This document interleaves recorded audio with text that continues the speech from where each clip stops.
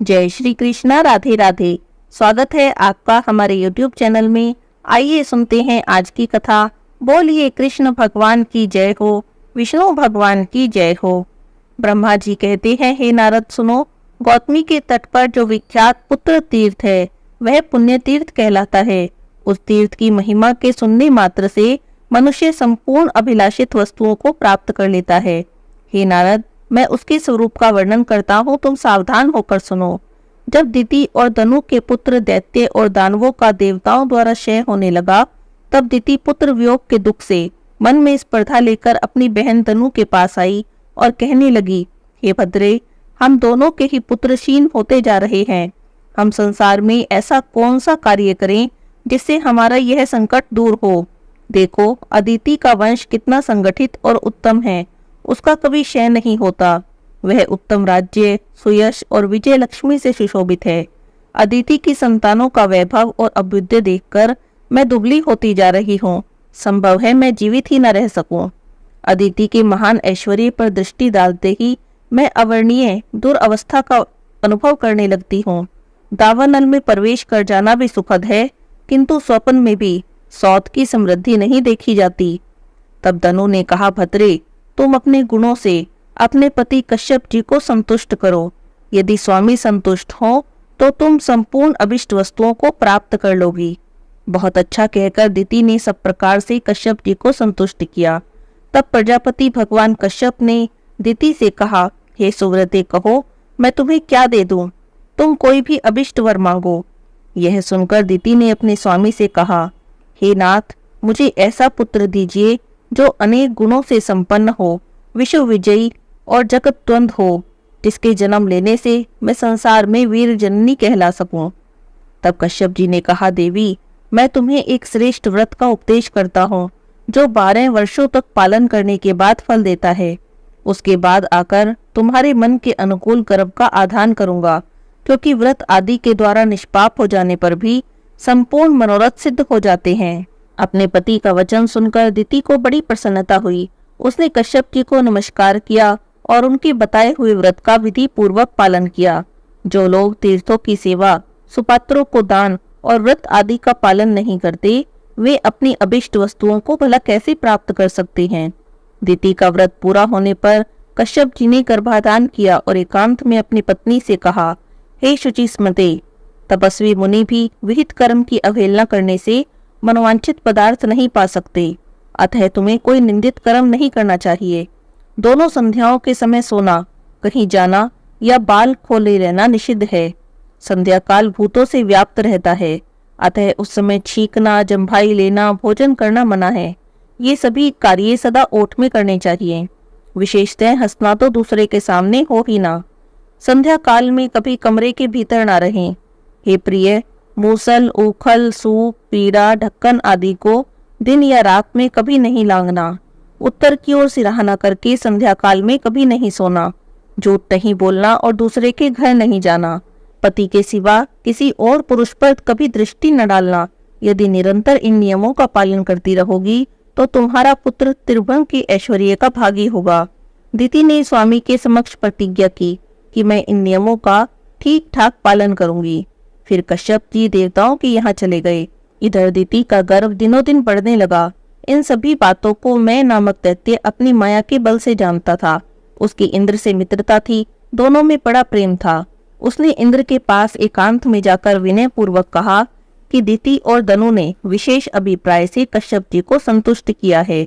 दिति का गर्व दिनों दिन बढ़ता है, उसमें नाना प्रकार की शक्तियां हैं। नारद जी ने पूछा, हे देवेश्वर, महाबली मैं नामक दैत्य तो नमोची का प्रिय भ्राता है और नमोची इंद्र के हाथों से मारा गया, फिर अपने भाई के शत्रु से उसकी मित्रता कैसे हुई? ब्रह्मा जी बोले, पूर्व काल में नमोची दैत्य का राजा था। उसका इंद्र के साथ बड़ा भयंकर बैर हुआ। एक समय की बात है, इंद्र युद्ध छोड़कर कहीं जा रहे थे। यह देखकर दैत्यराज नमोची भी उनके पीछे लग गया। उसे आगे आते देखकर इंद्र भय से व्याकुल हो गए और ऐरावत हाथी को छोड़कर समुद्र के फेन में घुस गए। फिर वज्र में फेन लपेटकर उस फेन से ही इंद्र ने अपने शत्रु का संहार कर डाला। जब नमोची की मृत्यु हो गई तब उसके छोटे भाई मैं ने अपने बड़े भाई के घात का विनाश करने के लिए बड़ी भारी तपस्या की। उसने अनेक प्रकार की माया प्राप्त की जो देवताओं के लिए भी अत्यंत भयंकर थी। उसने संपूर्ण लोकों को शरण देने वाले भगवान विष्णु से वरदान प्राप्त किया। मैं दानी और प्रियभाषी था। उसने इंद्र को जीतने के लिए अग्नि और ब्राह्मणों का पूजन आरंभ कर दिया। वह याचकों को वो मांगी वस्तुएं देने लगा। वंदीजन सदा उसकी स्तुति करते थे। इंद्र ने वायु से अपने मायावी शत्रु मय की गतिविधि सब जान ली थी। तब इंद्र ब्राह्मण का वेश बनाकर उसके पास गए और कहने लगे, दैत्यराज, मैं याचक हूँ, मुझे मनोवांछित वरदान दें। मैंने सुना है आप दाताओं के सिर मोर हैं, अतः मैं आपके पास आया हूँ। मैंने उन्हें ब्राह्मण जानकर कहा, दिया हुआ ही समझो, बताओ तुम्हें क्या चाहिए। सामने याचक को पाकर दाता यह विचार नहीं करता कि थोड़ा दूं या अधिक। उसके यूं कहने पर इंद्र बोले, मैं तुम्हारे साथ मित्रता चाहता हूँ। यह सुनकर मैं दैत्य ने कहा, विप्रवर, ऐसे वर से भला क्या लाभ, आपके साथ मेरा वैर तो है भी नहीं। तब इंद्र ने अपना वास्तविक रूप प्रकट किया। इंद्र को पहचान कर मैं के मन में बड़ा विस्मय हुआ। कहने लगे, सखे, यह क्या बात है, तुम तो वज्रधारी हो, तुम्हारे योग्य यह कार्य नहीं। तब इंद्र ने हंसकर मैं को हृदय से लगाया और कहा, विद्वान पुरुष किसी भी उपाय से अपने अभिष्ट कार्य की सिद्धि करते हैं। तब से मैं के साथ इंद्र की गहरी मित्रता हो गई। मैं सदा के लिए इंद्र का हितैषी हो गया।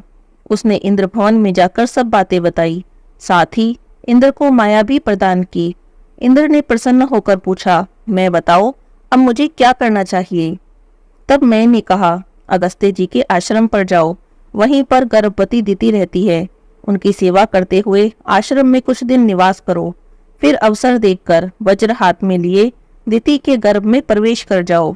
वज्र से उस बढ़ते हुए गर्भ के टुकड़े टुकड़े कर दो, इससे तुम्हारे शत्रु का अस्तित्व ही खत्म हो जाएगा। बहुत अच्छा कहकर इंद्र मैं की प्रशंसा करते रहे और विनीत की भांति माता दिति के पास गए। वहां जाकर दैत्य माता की सेवा में लग गए। उनके मन में क्या है इस बात को दिति नहीं जानती थी। उनके गर्भ में जो मुनि का अमोघ तेज था वह किसी के लिए भी दुर्धर्ष था। इंद्र गर्भ के भीतर प्रवेश करने की इच्छा से अवसर की प्रतीक्षा करते रहे और बहुत समय तक वहां रहे। एक दिन की बात है, संध्या काल में दिति उत्तर की ओर सिरहाना करके सो रही थी। तब इंद्र ने मन में कहा, यही अच्छा अवसर है, और ऐसा कहकर वे वज्र हाथ में लिए दिति के उदर में प्रवेश कर गए। गर्भ में जो बालक था वह आयुध लिए मारने की इच्छा से आए हुए इंद्र को देखकर भयभीत नहीं हुआ और बोला, वज्रधारी इंद्र, मैं तुम्हारा भाई हूँ, मेरी रक्षा क्यों नहीं करते? क्या तुम मुझे मारना चाहते हो? युद्ध के बिना अन्य अवसर पर किसी को मारने से बढ़कर दूसरा कोई पातक नहीं। मैं गर्भ से निकलूं तब मुझसे युद्ध कर लेना। यहाँ आकर इस प्रकार मारना तुम्हारे लिए उचित नहीं। बड़े लोग विपत्ति पड़ने पर भी कुमार्ग पर पैर नहीं रखते। मैंने तो ना अभी विद्या पढ़ी है और ना ही शस्त्र चलाना ही सीखा है और ना ही मेरे पास आयुधों का संग्रह है। तुम विद्वान हो, तुम्हारे हाथ में वज्र शोभा पा रहा है, क्या मुझे मारते समय तुम्हें लज्जा नहीं आती? कुलीन पुरुष कभी भी कुत्सित कर्म नहीं करते। बताओ मुझे मारने से तुम्हें क्या मिलेगा, यश मिलेगा अथवा पुण्य? गर्भ में आए हुए प्राणी इच्छा अनुसार मारे जा सकते हैं, किंतु इसमें कौन सा पुरुषार्थ है? भाई, यदि तुम्हें युद्ध से प्रेम है और मुझसे भिड़ना ही चाहते हो तो यहाँ से चले जाओ। और ऐसा कहकर वह बालक भी इंद्र की ओर मुक्का तानकर खड़ा हो गया और बोला, इंद्र, मुझे मारने से तुम बालघाती, ब्रह्मघाती और विश्वासघाती कहलाओगे। बस यही फल तुम्हें मिलेगा। फिर किस लिए मुझे मारने आए हो? संपूर्ण चराचर जगत जिसकी आज्ञा के अधीन चल रहा है वह मुझ जैसे बालक की हत्या करे, इसमें भला कौन सा यश और कौन सा पुरुषार्थ है? गर्भ का बालक ऐसा कहता रहा, किंतु इंद्र ने अपने वज्र से उस बालक के टुकड़े टुकड़े कर दिए। सच कहा है, क्रोधांध और लोभी मनुष्यों को किसी पर दया नहीं आती। इतने पर भी गर्भस्थ बालक की मृत्यु नहीं हुई। सभी टुकड़े जीवित बालक के रूप में परिणित हो गए और दुख से रोते हुए बोले, क्यों मारते हो? हम तुम्हारे भाई हैं। किंतु इंद्र ने एक नहीं सुनी, उन खंडों के भी टुकड़े टुकड़े कर डाले। वे भी जीवित होकर बोले, इंद्र, हमें मत मारो, हम पर तुम पर विश्वास करते हैं, माता के गर्भ में पड़े हैं और तुम्हारे भाई हैं। पर सुनता कौन था? जिसकी बुद्धि द्वेष से नष्ट हो गई थी, उसके चित्त में करुणा का तो एक कण भी नहीं रह जाता। गर्भ के सभी टुकड़े हाथ, पैर और नूतन जीव से युक्त हो गए। उनमें किसी प्रकार का विकार नहीं रह गया। उनकी संख्या 1 से बढ़कर 49 हो गई। यह देखकर तो इंद्र को बड़ा विस्मय हुआ। वे सब के सब रो रहे थे। तब इंद्र ने उन्हें सांत्वना देते हुए कहा, मारुत अर्थात मत रो। ऐसा कहने से उनका नाम मरुत हो गया। वे गर्भ में ही अत्यंत बलवान और महापराक्रमी हो गए। उन्होंने गर्भ के भीतर से ही मुनिवर अगस्त्य जी को, जिनके की आश्रम में उनकी माता रहती थी, पुकार कर कहा, हे मुने, हमारे पिता आपके भाई हैं। वे आपकी मैत्री का बहुत आदर करते हैं। हम यह भी जानते हैं कि आपके मन में हम लोगों के प्रति बड़ा स्नेह है। तथापि आपके रहते हुए वज्रधारी इंद्र ऐसा कार्य कर रहा है जिसे कोई चांडाल भी नहीं करता। गर्भ के बालकों की वह पुकार सुनकर अगस्त्य मुनि दौड़े हुए आए। उन्होंने दिति को जगाया। वे गर्भ की वेदना से पीड़ित थी। उस समय अगस्त्य जी ने अत्यंत कुपित होकर शचीपति इंद्र को श्राप दिया। इंद्र, संग्राम में शत्रु तुम्हारी पीठ देखेंगे। दिति ने गर्भ में समाये हुए इंद्र को रोष पूर्वक श्राप दिया। तूने बच्चों को मारकर कोई पुरुषार्थ नहीं किया, अतः मैं श्राप देती हूँ तू राज्य से भ्रष्ट हो जाए। इसी समय प्रजापति कश्यप जी भी वहां पहुंच गए। अगस्त्य जी के मुख से इंद्र की यह कुत्सित चेष्टा सुनकर उन्हें भी बड़ा दुख हुआ। कश्यप जी ने कहा, बेटा, गर्भ से बाहर निकलो। ये तुमने क्या पाप कर दिया? उत्तम कुल में उत्पन्न पुरुष कभी पाप मन में नहीं लगाते। पिता का आदेश सुनकर इंद्र गर्भ से बाहर निकले। उस समय लज्जा के मारे उनका मुख नीचा हो रहा था। वे कहने लगे, पिताजी, जिस साधन से मेरा कल्याण हो वह बताएं, मैं उसे अवश्य करूंगा। तब कश्यप जी लोकपालों के साथ मेरे पास आए और सब बातें बताकर पूछने लगे। दिति के गर्भ की शांति, गर्भस्थ बालकों की इंद्र के साथ मित्रता, उन बालकों की निरोगता, इंद्र की निर्दोषता और अगस्त्य जी के द्वारा दिए गए श्राप का उद्धार कैसे हो। तब मैंने कहा, प्रजापति, तुम वसुओं, लोकपालों और इंद्र को लेकर गौतमी नदी के तट पर जाओ। वहां स्नान करके सबके साथ महादेव जी की स्तुति करो। फिर शिव जी की कृपा से सबका कल्याण ही होगा। बहुत अच्छा, ऐसा ही करूंगा। ऐसा कहकर कश्यप मुनि गौतमी नदी के तट पर गए। वहां जाकर देवेश्वर भगवान की स्तुति करने लगे। सभी दुखों को दूर करने के लिए 2 ही देवता समर्थ बताए गए हैं। एक तो परम पवित्र गौतमी नदी और दूसरे करुणा निधान भगवान शिव। गौतमी के तट पर जाकर कश्यप जी ने भगवान शंकर की बहुत स्तुति की। उनकी स्तुति से भगवान शंकर प्रसन्न हुए और प्रकट हुए और उनसे वरदान मांगने को कहा। तब कश्यप जी ने विनीत होकर भगवान शिव से इंद्र की सभी चेष्टाओं का विस्तार पूर्वक वर्णन किया। साथ ही यह भी बताया कि मेरे पुत्रों का जो नाश हो रहा है, उनमें परस्पर शत्रुता बढ़ रही है। इंद्र को पाप और श्राप की प्राप्ति हुई, वह सभी शांत हो जाए। यह सुनकर भगवान शंकर ने कहा, आपके जो 49 पुत्र हैं, वे सभी सौभाग्यशाली और इंद्र के साथ सदा यज्ञ के भागी होंगे। जिस जिस यज्ञ में इंद्र का भाग होगा, उनमें उनसे भी पहले मरुदगणों का भाग होगा, इसमें तनिक भी संदेह नहीं। मरुदगणों के साथ रहने पर कोई भी इंद्र को नहीं जीत सकता, फिर तो वे सदा ही विजयी रहेंगे। इतना कहकर शंकर जी ने अगस्त्य जी से कहा, हे मुने, तुम शचीपति इंद्र पर क्रोध न करो। हे महामते, तुम शांत हो जाओ। मरुदगण अमर हो गए हैं। फिर दिति से भी भगवान शिव ने कहा, हे देवी, मेरे एक ऐसा पुत्र हो जो तीनों लोकों के ऐश्वर्य से सुशोभित हो। इस बात का चिंतन करती हुई तुम तपस्या में प्रवृत्त हुई। तुम्हारा वह मनोरथ अब सफल हो गया। तुम्हारे ये पुत्र अधिक गुणशाली, बलवान और शूरवीर हैं। अतः तुम अब अपनी मानसिक चिंता को छोड़ दो। हे सुंदरी, तुम संशय रहित होकर कोई और वरदान भी मांग सकती हो। दिति ने कहा, भगवान, लोक में यही बड़ी बात समझी जाती है कि माता पिता को पुत्र का दर्शन हो। विशेषतः माता के लिए तो यह बहुत ही प्रिय बात है। इसमें भी रूप, संपत्ति, शौर्य और पराक्रम संपन्न एक भी पुत्र हो तो बड़े भाग्य की बात है। फिर यदि बहुत से उत्तम और गुणवान पुत्र प्राप्त हो जाएं तो कहना ही क्या। मेरे पुत्र आपके प्रभाव से विजयी और बली हुए। वे वास्तव में इंद्र के भाई और प्रजापति के पुत्र हैं।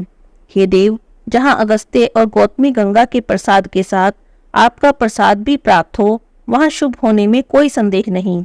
मैं कृतार्थ हो गई, तथापि भक्ति पूर्वक आपसे कुछ निवेदन करती हूँ। हे देव, मेरी बात सुने, संसार का कल्याण करें। हे देव, संतान की प्राप्ति संसार में दुर्लभ है। विशेषतः माता के लिए पुत्र का होना और भी प्रिय है। पुत्र भी यदि गुणवान, धनवान, आयुष्मान हो तो फिर कहना ही क्या।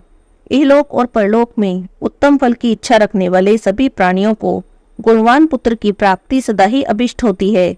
अतः यहाँ स्नान करने से इस दुर्लभ फल की प्राप्ति हो सके, ऐसा मुझ पर अनुग्रह करें। तब भगवान शंकर ने कहा, हे देवी, निसंदेह निसंतान होना बड़े पाप का फल है। स्त्री या पुरुष कोई भी यदि निसंतान हो तो यहाँ स्नान करने मात्र से उसके दोष का नाश हो जाता है। जो इस स्तोत्र का पाठ करता है उसे यहाँ स्नान करने का फल प्राप्त होता है।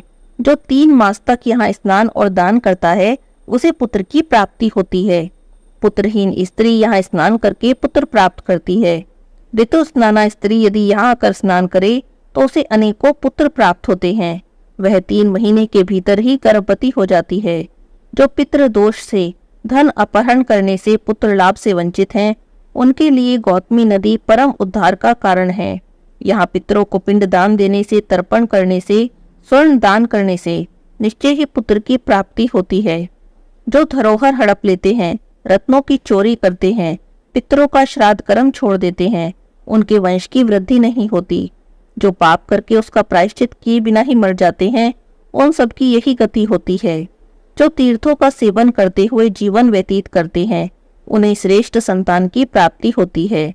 जो तिथि और गंगा के संगम में स्नान करने पर अनादि, अपार, अजय, सच्चिदानंदमय, लिंग स्वरूप, ज्योतिर्मय और अनामय महादेव भगवान सिद्धेश्वर का पूजन करते हैं, चतुर्दशी और अष्टमी को इसकी स्तुति करते हैं, यहाँ गंगा के तट पर ब्राह्मणों को स्वर्ण दान देते हैं, भोजन कराते हैं, उन्हें अनेक पुत्र प्राप्त होते हैं। वह संपूर्ण अभिलाषित वस्तुओं को प्राप्त करके अंत में भगवान शिव के धाम में जाते हैं। जो इस स्तोत्र के द्वारा कहीं भी 6 महीने मेरी स्तुति करता है उसे पुत्र प्राप्त होता है। यदि उसकी स्त्री वंध्या हो तो भी वह पुत्रवती हो जाती है। बस तब से उस तीर्थ का नाम पुत्र तीर्थ हो गया। वहाँ स्नान दान आदि करने से सभी कामनाओं की पूर्ति होती है। मरुदगणों के साथ मैत्री होने के कारण उसे मित्र तीर्थ भी कहा जाता है। यहाँ स्नान करने से इंद्र निष्पाप हुए, इसीलिए इंद्र तीर्थ भी उसका नाम है। यहाँ इंद्र को अपनी खोई हुई लक्ष्मी प्राप्त हुई, इसीलिए वह कमला तीर्थ भी कहलाया। ये सभी तीर्थ सभी अविष्ट पदार्थों को देने वाले हैं। भगवान शिव यह कहकर वहाँ सब कामनाएं पूरी होंगी अंतर ध्यान हो गए। कश्यप आदि सभी लोग कृतकृत्य होकर जैसे आए थे वैसे ही लौट गए। हे नारद, ये मैंने पुत्र तीर्थ का महात्म्य तुमसे कहा। बोलिए कृष्ण भगवान की जय हो, विष्णु भगवान की जय हो।